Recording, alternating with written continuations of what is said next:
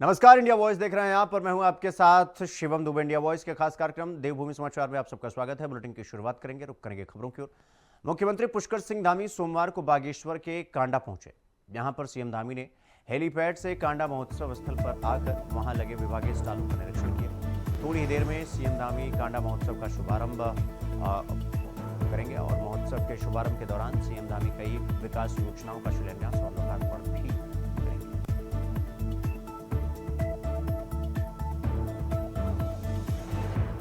राज्य स्थापना दिवस पर हम सब राज्यवासियों से अपनी विरासत को, अपनी संस्कृति को, अपने बच्चों को बोली भाषा और संस्कृति से जुड़ने का आह्वान किया था।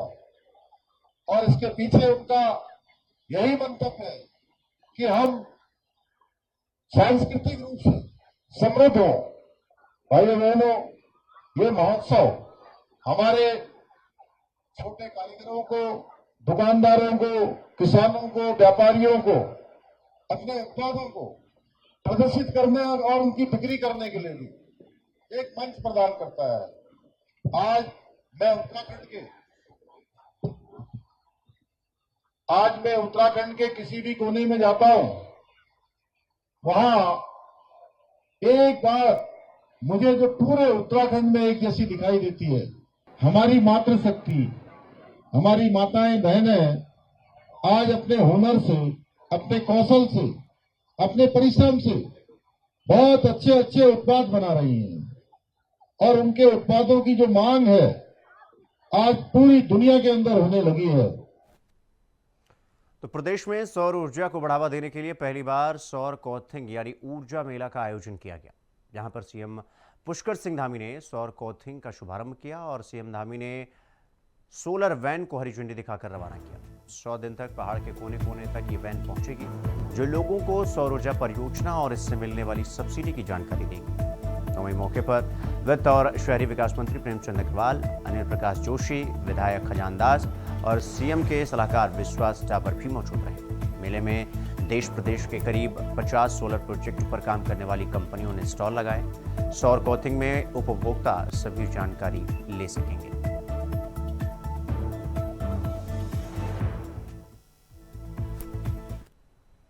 जो स्रोत है वो असीमित है और ये हमारे पर्यावरण को संरक्षण करने में भी अपना योगदान देते हैं।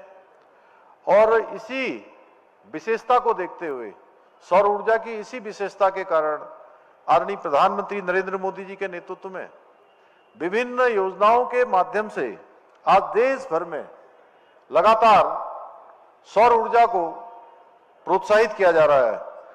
आदरणीय प्रधानमंत्री जी ने 2030 तक सौर ऊर्जा के माध्यम से 100 गीगावाट बिजली उत्पादन करने का लक्ष्य रखा है और ये लक्ष्य हर एक देशवासी का लक्ष्य है। इसके साथ ही 2070 तक देश को नेट जीरो कार्बन यानी कि कार्बन न्यूट्रल बनाने का लक्ष्य भी रखा गया है। हमारी राज्य सरकार भी प्रदेश में सौर ऊर्जा को लगातार प्रोत्साहित कर रही है। प्रदेश में सौर ऊर्जा की अधिकतम परियोजनाओं को स्थापित करने के उद्देश्य से हमने प्रदेश में नई सौर ऊर्जा नीति लागू की है और एक लक्ष्य हमने भी रखा है कि 2027 तक 14,000 मेगावाट सोलर क्षमता हमको प्राप्त हो। और मैं समझता हूं कि जो इस प्रकार का कौतिक है, इस प्रकार का आयोजन है, ये हमारे उस लक्ष्य को प्राप्त करने में बहुत सहायता करेगा। इसी दृष्टि के साथ हम 100 करोड़ रुपए की लागत से राज्य के सभी शासकीय भवनों पर सोलर प्लांट भी स्थापित कर रहे हैं। तो रुक करेंगे अगली खबर की ओर। सीएम धामी ने विजय दिवस की प्रदेशवासियों को शुभकामनाएं दी। सीएम ने विजय दिवस श्रद्धांजलि समारोह में हिस्सा भी लिया। सीएम धामी ने सैनिकों की वीरता और पराक्रम को नमन किया। आपको बता दें कि 16 दिसंबर का दिन विजय दिवस के रूप में देश भर में मनाया जाता है। यहाँ पर सीएम धामी ने इसकी शुभकामनाएं पूरे देश और प्रदेशवासियों को देते हुए कहा कि विजय दिवस 16 दिसंबर 1971 के भारत पाक युद्ध में भारत की ऐतिहासिक जीत का प्रतीक है।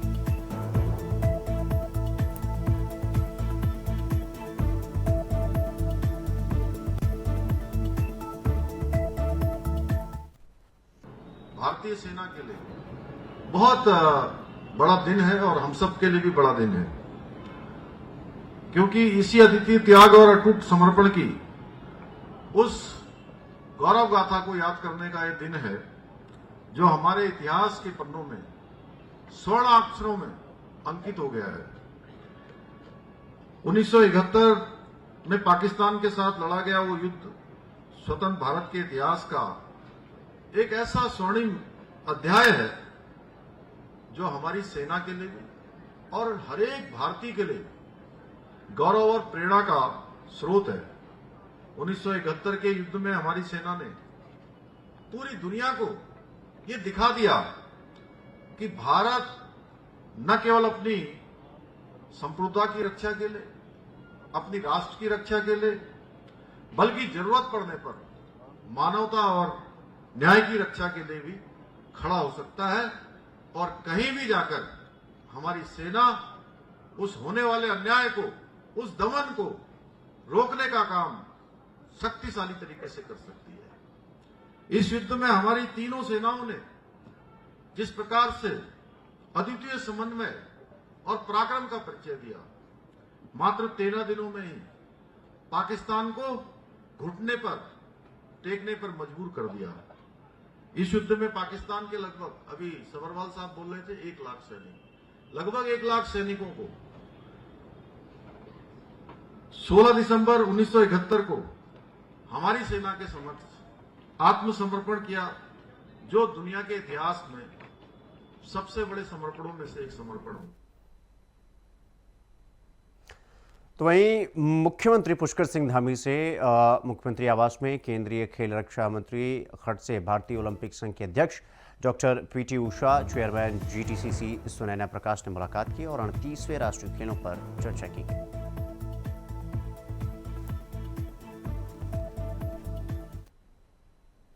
तो पौड़ी के गोविंद बल्लभ पंत प्रौद्योगिकी और तकनीकी संस्थान के छात्राओं ने समय से पहले हो रही परीक्षाओं के विरोध में मुख्य गेट पर प्रदर्शन किया और छात्र छात्राओं ने पूरे परिसर में रैली निकालते हुए अपनी मांगों को जोरदार तरीके से उठाया। छात्रों का ये कहना है कि सर्दियों में कठोर मौसम में परीक्षाएं आयोजित की जा रही हैं, जबकि ये परीक्षाएं आमतौर पर सर्दियों के बाद आयोजित की जाती थी। इस साल परीक्षाओं की तारीखों में बदलाव के कारण छात्रों को भारी समस्याओं का सामना करना पड़ रहा है, जिससे वो बेहद असंतुष्ट हैं और अपनी समस्याओं के समाधान की मांग कर रहे हैं।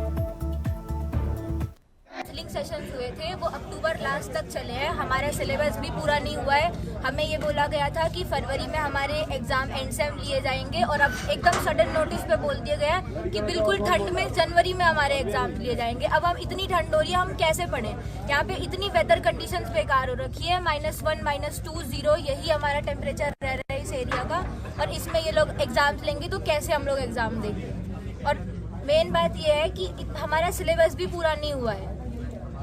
सबसे पहले तो सर हमारे कल तो हम आ रहे थे, खत्म हो गया सर क्लास टेस्ट खत्म होने के बाद सर अचानक से सर मैसेज आ जाता है कि अब तुम्हारे एंड सेम होगी जैन में। 26 जनवरी से प्रैक्टिकल्स बोल रहे हैं, 26 दिसंबर से ये बोल रहे हैं कि प्रैक्टिकल्स होंगे, 6 जनवरी से बोल रहे हैं कि एंड सेम होगा। एंड सेम होने के लिए सर पहली बात तो सिलेबस कंप्लीट होना चाहिए, सिलेबस कंप्लीट नहीं है, उसके बाद फिर हम कैसे कर लें? सिलेबस होना पहले सर 5 यूनिट है, 5 यूनिट में से 2 यूनिट रह रही है अभी भी। सर हम ये बोलना चाहेंगे यहाँ की परिस्थिति बहुत ख़राब है, ठंड बहुत हो रही है यहाँ पर, -3 -4 डिग्री सेल्सियस यहाँ ठंड हो रही है। यहाँ पे जनवरी में पेपर नहीं दे सकते हम, बिल्कुल भी। हम फैब में पेपर देंगे क्योंकि हमारा कोर्स भी कंप्लीट नहीं हुआ अभी। कल हमारे सीटी हो रखे हैं और नोटिस आता है कि 6 जनवरी से हमारे पेपर है, ये हम नहीं दे सकते पेपर ऐसे। हम पेपर देंगे, फैब में देंगे। हमें पहले बताया गया था कि हमारी जो कॉलेज की ऑटोनॉमी है वो 2029 तक इन्होंने एक्सटेंड कर दी थी, लेकिन अभी जो है ये सडनली नोटिस भेज रहे हैं। अभी सेक्रेटरी आया सिर्फ 2 दिन के लिए, उन्हें पता नहीं जो भी देखा होगा उन्होंने, और उन्होंने उसी के बेसिस पे डिसीजन ले लिया रातों रात की हमारे पेपर जो है, हमारी जो कॉलेज की ऑटोनॉमी है वो छीनी जा चुकी है, और उसकी वजह से ये कह रहे हैं कि हमारे पेपर अभी यूट्यूब के अंडर जो है कॉलेज आ चुका है, तो उसी के अकॉर्डिंग हमारे पेपर होंगे। जो हमारे फैकल्टी है सारे वो बोल रहे हैं कि जब से कॉलेज इस्टेब्लिश हुआ है, 32 साल जितने भी ईयर हुए होंगे, तो तब से आज तक यहाँ कभी जनवरी में पेपर हुए नहीं है। अभी हमारा टेम्परेचर रिसेंटली -3 डिग्री गया है, तो आप खुद सोचो 6 जनवरी और 22 जनवरी के आसपास कैसे जाएगा। इवन यहाँ 2019 में बर्फ तक पड़ी थी, तो इस सिचुएशन में कोई कैसे पेपर देगा? तो यहाँ पर रुकेंगे एक छोटे से ब्रेक के लिए। खबरों का सिलसिला जारी है, फौरन लौट रहे हैं। तो ब्रेक के बाद एक बार फिर आप सबका स्वागत है मेरे साथ। रुक करेंगे अगली खबर की ओर। उत्तराखंड में निकाय चुनावों को लेकर सरगर्मी अब तेज हो गई है। राजनीतिक पार्टियों ने इस चुनाव को जीतने के लिए अपनी तैयारियां तेज कर दी हैं। पार्टियों में बैठकों का दौर जारी है, लेकिन इस बीच कांग्रेस प्रभारी एक बार फिर सवाल खड़े कर दिए हैं। उन्होंने कांग्रेस प्रभारी कुमारी शैलजा चुनावी तैयारियों को लेकर ऑनलाइन मीटिंग तक ही सीमित दिख रही है। निकाय चुनावों को लेकर बीजेपी की बात करें तो बीजेपी में लगातार बैठकों का दौर जारी है और बीजेपी के प्रदेश प्रभारी दुष्यंत कुमार गौतम से लेकर राष्ट्रीय संगठन महामंत्री बीएल संतोष विभिन्न मोर्चे के साथ बैठक कर रहे हैं।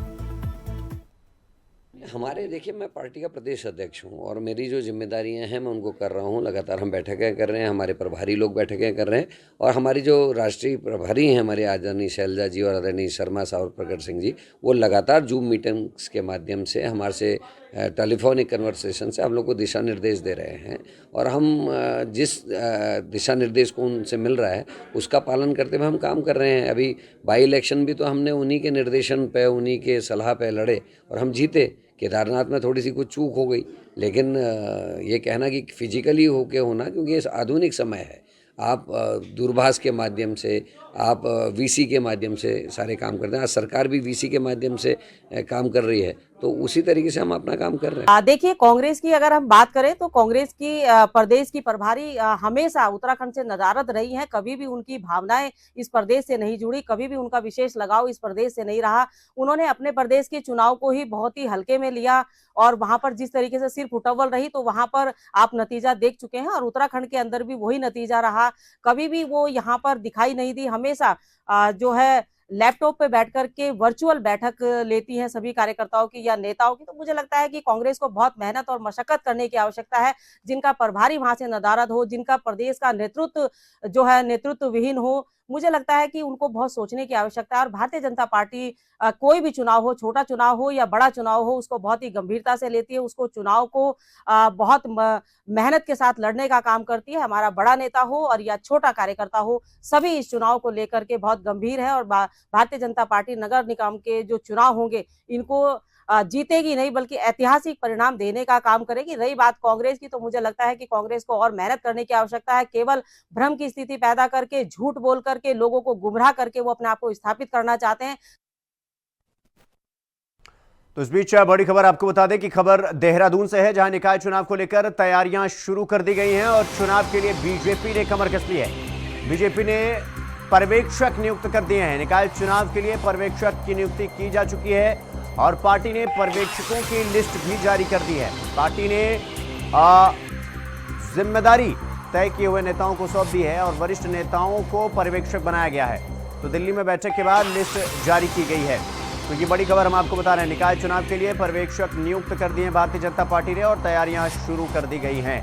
तो चुनाव के लिए बीजेपी पूरी तरीके से तैयार और कमर कस चुकी है। बीजेपी ने पर्यवेक्षक नियुक्त कर दिए हैं और निकाय चुनाव के लिए पर्यवेक्षकों की नियुक्ति की जा चुकी है और दिल्ली में अहम बैठक के बाद यह फैसला लिया गया है। तो पार्टी ने पर्यवेक्षकों की लिस्ट जारी की है और पार्टी ने नेताओं की जिम्मेदारी तय कर दी। वरिष्ठ नेताओं को पर्यवेक्षक बनाया गया है और दिल्ली में बैठक के बाद लिस्ट को जारी किया गया है।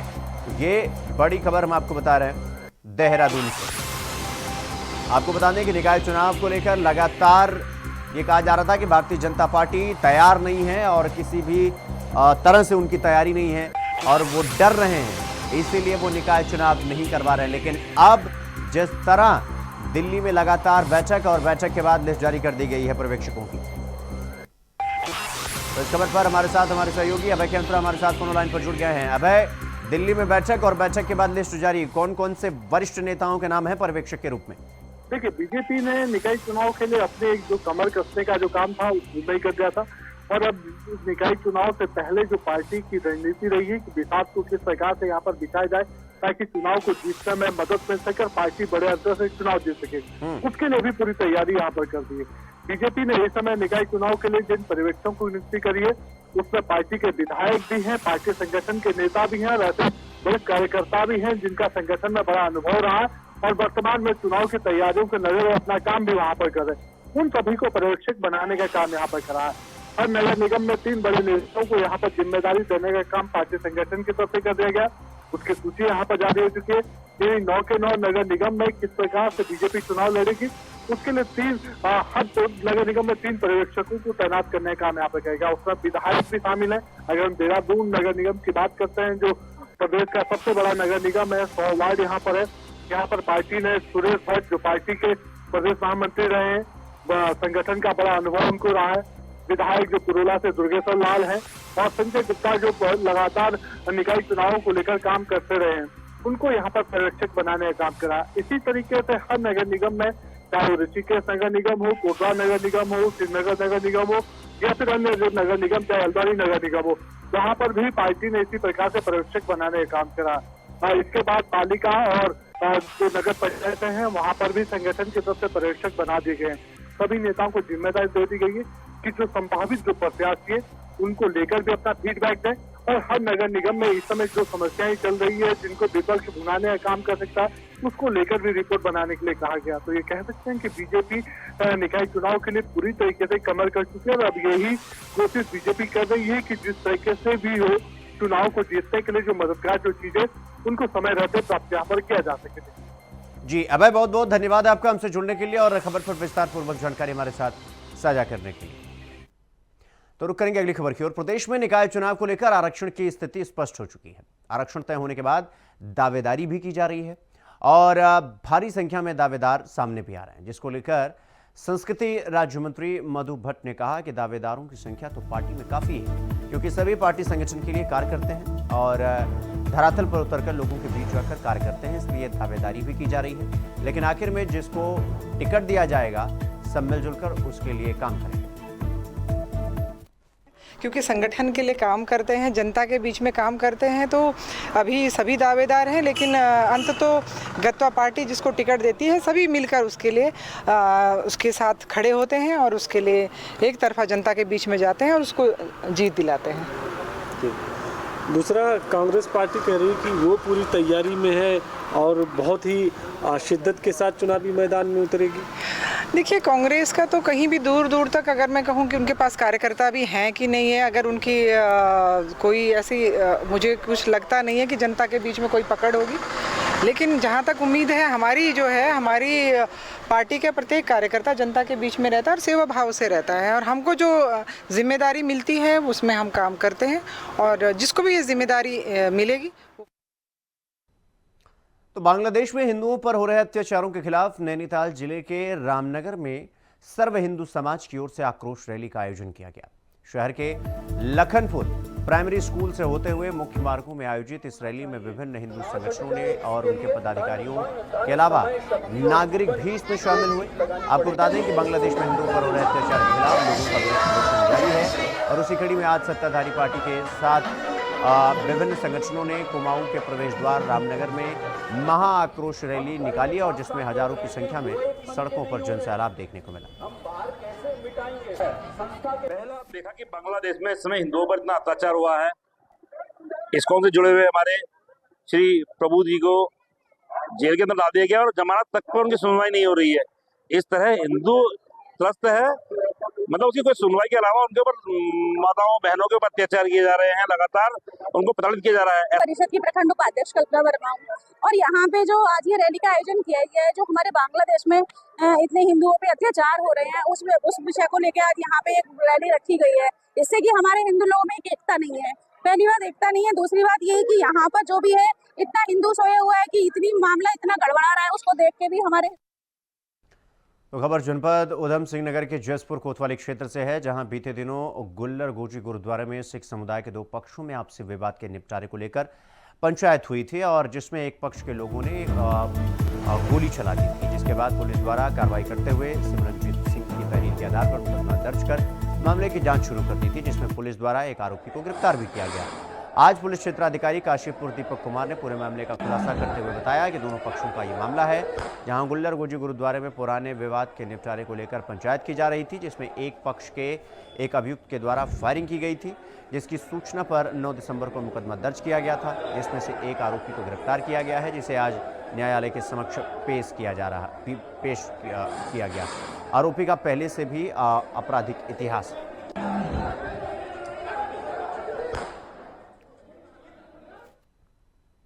तो खबर पौड़ी से है, जहां बर्फबारी के कारण शीतलहर का प्रकोप देखने को मिला। आपको बता दें कि शाम होते ही तापमान में भारी गिरावट दर्ज की जाती है और तापमान 1 डिग्री सेल्सियस तक पहुंच जाता है। सर्दी से राहत पाने के लिए लोगों को अलाव और गर्म कपड़ों का सहारा लेना पड़ रहा है और जिला प्रशासन ने शहर में आबादी वाले क्षेत्रों में जगह जगह अलाव की व्यवस्था की।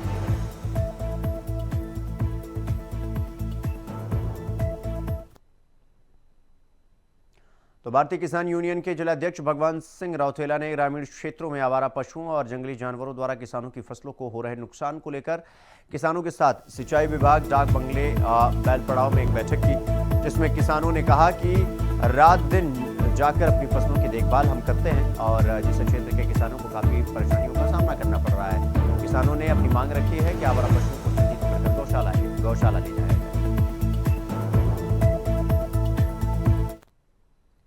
उत्तराखंड देवभूमि ट्रक ऑनर्स महासंघ के समर्थन में यमुना घाटी की तीनों ट्रक यूनियन आ पहुंचे और तीनों ट्रक यूनियन विकास नगर के बाड़वाल में अनिश्चितकालीन हड़ताल पर बैठे हुए हैं, जिसका सीधा असर पहाड़ों पर भी देखने को मिला है।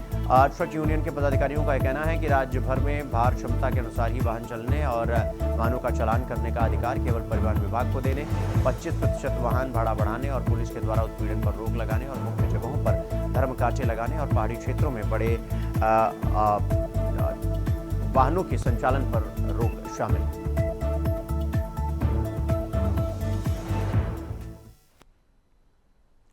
तो अगली खबर कोटद्वार से है, जहां घनी आबादी वाले झवाड़ा गांव में सड़क बनाने को लेकर आमसोन में संयुक्त विभागों की मौजूदगी में खुली बैठक का आयोजन किया गया। आपको बता दें कि बैठक में झवाड़ा गांव तक सड़क पहुंचाने के पक्ष में 177 ग्रामीणों ने अपनी सहमति जताई और दूसरे गांवों के 45 ग्रामीणों ने आपत्ति दर्ज करवाई। आपत्ति दर्ज कराने वाले ग्रामीणों के गांव तक सड़क पहले ही पहुंच चुकी है और इस मामले में पंचायत मंत्री हुसैन अली का यह कहना है कि हमारी तीसरी मीटिंग है और आज भी इसमें कोई समाधान नहीं है। तो इसी के साथ देवभूमि समाचार में इतना ही। देश और दुनिया की तमाम खबरों को देखने के लिए देखते रहिए न्यू वॉइस। नमस्कार।